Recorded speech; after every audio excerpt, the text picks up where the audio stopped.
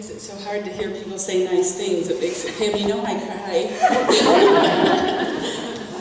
I'm going to read to you a few scriptures from Romans 12. Bless those who persecute you. Bless and do not curse. Do not repay anyone evil for evil. Be careful what you do is right in the eyes of everyone. If it is possible, as far as it depends on you, live at peace with everyone. Do not be overcome by evil, but overcome evil with good. I am an eBay trader, a power seller, as a matter of fact. If I pat myself on the back. That means many hours a day I sit at my computer selling treasures. And you know, what you guys think is your junk is somebody else's treasure, I sell it. That's what I do. I strive to have a 5-star rating in all categories and no negative feedback. Can't have it. It's got to be all good. all mountaintops. But that's in a perfect world. And we know we don't live in a perfect world, right? So there are times when a buyer, for whatever reason, is not happy with the sale, and when it's my fault, and I do make mistakes, so I have to fess up to that.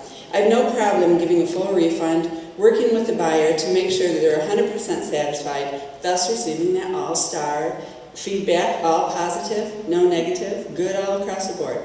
So, how should an upstanding Christian woman handle things when a buyer wrongly accuses? Did you hear what I read from Romans? Bless those who persecute you. Live in harmony with one another. Do we repay evil with evil? Be careful to do what is right in the eyes of everyone. Live at peace with each other. Blah, blah, blah. Okay, well, what was God thinking when he put that in the Bible? I don't know about you guys, but that was a tough one. What was he thinking? Well, some time ago I had an experience with a buyer who was not a very nice person to deal with. He was extremely mean and cutting to me. He sent me scathing emails. He accused me of cheating and having bad business practices and lying. So, guess what? I sent scathing emails back.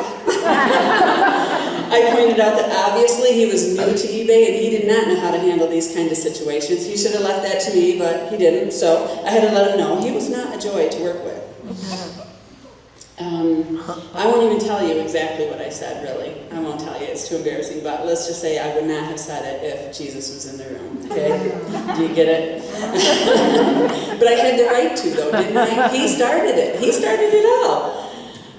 Well, as you can imagine, this transaction didn't end well. eBay sided with him, and I ended up having to give him a full refund, $1,500. It wasn't just a little one. And I received my first negative feedback. Not flying colors here. It wasn't going well. This dealing brought me so much stress, not just to me, but to my home, to my family. It brought stress. It's not just something that can happen and I get over it. Maybe somebody can, but for me, it brought huge stress. Days and days of worrying and stress, and I put that on my family also. And one thing I think about was, after this transaction, this man had no clue, no inkling that I was a Christian because of the way I behaved. I didn't share God's grace or love with him at all. I just shared nastiness. So, a few weeks later, you get another email. Open it up and the subject line says, item not as described. Well, here I go again. My stomach's doing flips. I didn't even read it yet. Item not as described, and I'm instantly, oh no, what am I going to do? So after learning from my last failure, I realized I had not been obedient to God's word at all, the ones that I read from Romans. So I figured, what the heck, let's give it a try. My way didn't work. So I prayed. I literally did, and I have to continually. Bless this person, Lord. I don't know the trials or struggles that they're facing in their lives. Maybe they don't even know you.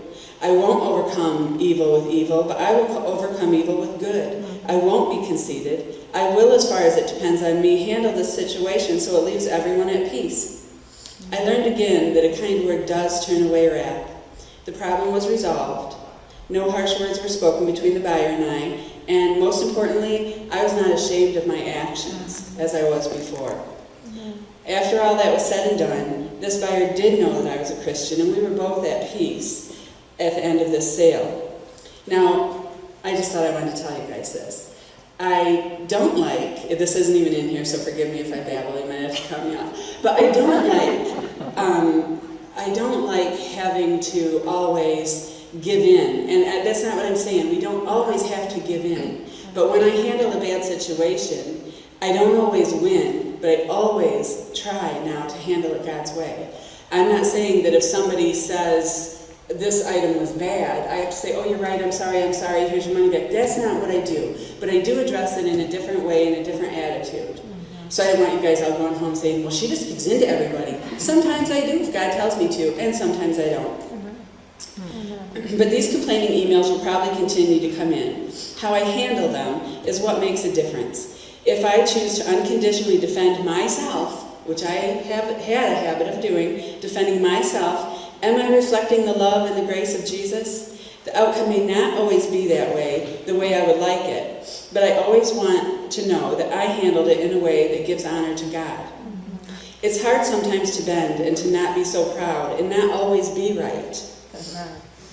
After trying my way and then God's way, I understand how God could allow Romans 12 in the Bible. I'm so glad to know that He knows what He's doing. It did make sense. He included those scriptures in His Word because He loves us so much. He wants us to live at peace, in joy, not in turmoil with stress. God doesn't throw us under the bus. He gives us a user manual for life, His Word. Sadly, there were and are times that my actions seem to say that I don't need this manual, that I can figure it out on my own. I don't set out in my day saying that I'm going to do things my way today. But sometimes, even without thinking, I do act selfishly. By the grace of God and by keeping in relationship with Him and staying in His Word, those days are fewer and farther between. I saw this post on Facebook. Apologizing does not always mean that you were wrong and the other person is right. It just means that you value your friendship more than your ego. Reading that post made me ask myself, do I honor God more than my own ego? That's my desire. I want to honor God more than anything else in my life. So every day, that's my goal, just to honor God.